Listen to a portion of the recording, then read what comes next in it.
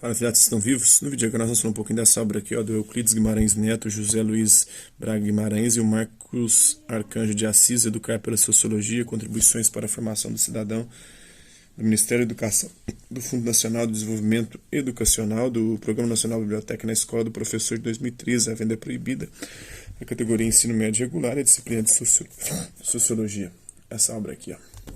Com o objetivo de auxiliar os educadores nas disciplinas de Sociologia e Filosofia, a obra trata conceitualmente da imaginação sociológica e aponta alguns caminhos sobre como aplicá-la com vistas à compreensão de fenômenos típicos da contemporaneidade, especialmente os que afetam a vida profissional de educador, tais como a cultura e os hábitos da juventude. A presença das telas e das novas tecnologias, os antigos e os novos desafios para o ensino e os caminhos para a consolidação da cidadania no Brasil. Como transmitir os conteúdos disciplinares de maneira consciente, criativa e eficiente, visando a formação de educandos críticos e atuantes no processo de aprendizagem. Buscando responder essa questão, a editora RHJ dá continuidade a publicações voltadas aos educadores.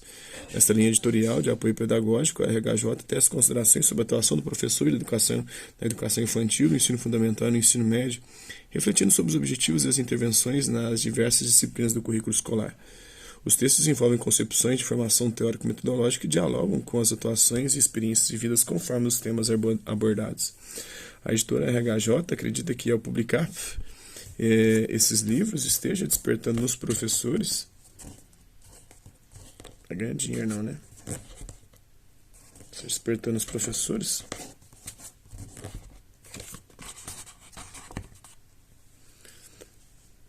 o desejo de buscarem sempre novos conhecimentos e de compartilhar os anseios do exercício diário da docência. Da equipe editorial, os autores, Euclides Guimarães Neto, é sociólogo formado pela Universidade Federal de Minas Gerais e mestre em Comunicação e Cultura pela ECO da Universidade Federal do Rio de Janeiro. Trabalha como professor assistente na PUC Minas, Pontifícia Universidade Católica de Minas, onde leciona teorias sociais e cenários contemporâneos e atua como professor adjunto na FUMEC, lecionando História da Arte e Cultura Brasileira. Além disso, pesquisa, publica artigos, capítulos, crônicas e presta consultorias em projetos voltados aos temas arquitetura pública, arte e cultura, lazer e consumo, metodologia do design, complexidade e contemporaneidade.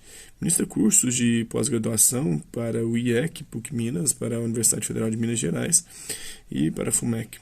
José Luiz Braga Guimarães é bacharel em Ciências Sociais pela Universidade Federal de Minas Gerais, atua como gestor de projetos culturais e educacionais na ONG, Instituto Kairos, desde 2010 e é membro fundador do grupo musical Graviola e o Lixo Polifônico. Marcos Arcanjo de Assis, bacharel e licenciado em Ciências Sociais, além de especialista em elaboração, gestão e avaliação de projetos sociais pela Universidade Federal de Minas Gerais, mestre em Administração Pública pela Escola do Governo da Fundação João Pinheiro, professor de Sociologia do Ensino Médio, atua em cursos de formação docente e como gestor de projetos sociais. Vamos à obra em si agora. Muito se fala em como deve ser a atuação pedagógica do professor em sala de aula. Quando se pensa em prática pedagógica, os debates mais contemporâneos propõem uma renovação dentro da escola que começa com a superação da pedagogia tradicional e das reflexões que giram em torno dessa concepção. Os papéis dos alunos e professores, a relação entre ambos, a metodologia usada em sala de aula, entre outros temas, foram rediscutidos e novas propostas foram elaboradas. No bojo dessas renovações encontra-se o processo de produção do conhecimento que influencia a ação e realoca a forma de aprender, reposicionando as práticas e os sujeitos pedagógicos. Hoje se fala em produção do conhecimento a partir da mobilização do aluno e incentivo a novas construções de sentido marcadamente pautadas pela mediação do professor, que os incentivaria a superar as contradições inerentes ao objeto do conhecimento e, enfim, a aprender de forma significativa. Diante da necessidade premente de inovação da prática pedagógica, na qual o conhecimento nunca se propõe como coisa pronta, mas como constante processo de construção, seguimos aqui os passos da perspectiva socio-interativa da prática pedagógica. Os psicólogos soviéticos, sobretudo a produção teórica do Vygotsky, e os psicólogos da Europa Ocidental, em destaque Piaget, apontam a atividade humana como imprescindível para o processo de construção do conhecimento. A partir de uma abordagem que se foca no indivíduo como agente diretamente ligado à produção de seu conhecimento, o construtivismo foi ganhando espaço dentro do quadro teórico de referência do tema. Em termos sintéticos, é uma corrente pedagógica que propõe como método de construção do conhecimento a interação do aluno com o contexto em que ele vive. Os autores de referência dessa corrente são o Vygotsky e o Piaget. O Vygotsky no socioconstrutivismo, né?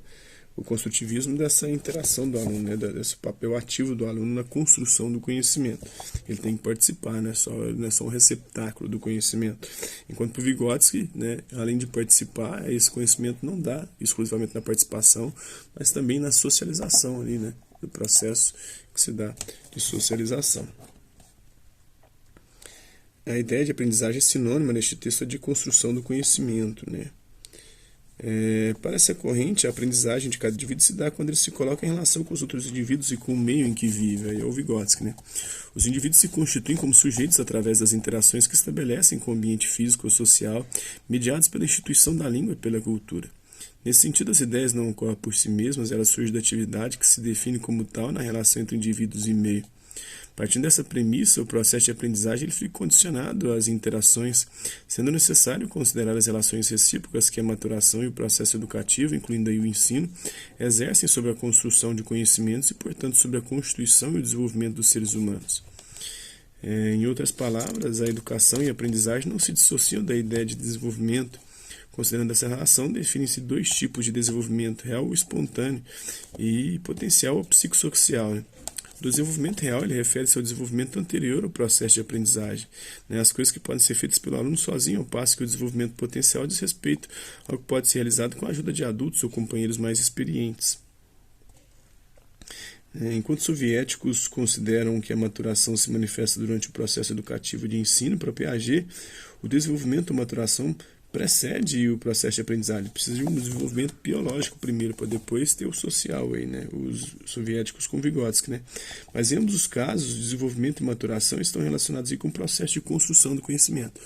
O Piaget fala das fases do desenvolvimento, né, em que o intelecto, o organismo humano, estaria apto para aprender determinadas coisas. Enquanto os soviéticos com Vygotsky fala, né, dessa socialização, dessa importância do contato com o meio social para que o indivíduo assim construa o conhecimento de forma coletiva, né? Não é individual, ninguém aprende sozinho. Você aprende na convivência. Dizia depois o Paulo Freire, mas que não tem nada a ver com isso aqui, né? Ninguém ensina ninguém, mas ninguém aprende sozinho. Na verdade, as pessoas ensinam hoje. Nós estamos ensinando e aprendendo constantemente. A nossa interação com o meio, né?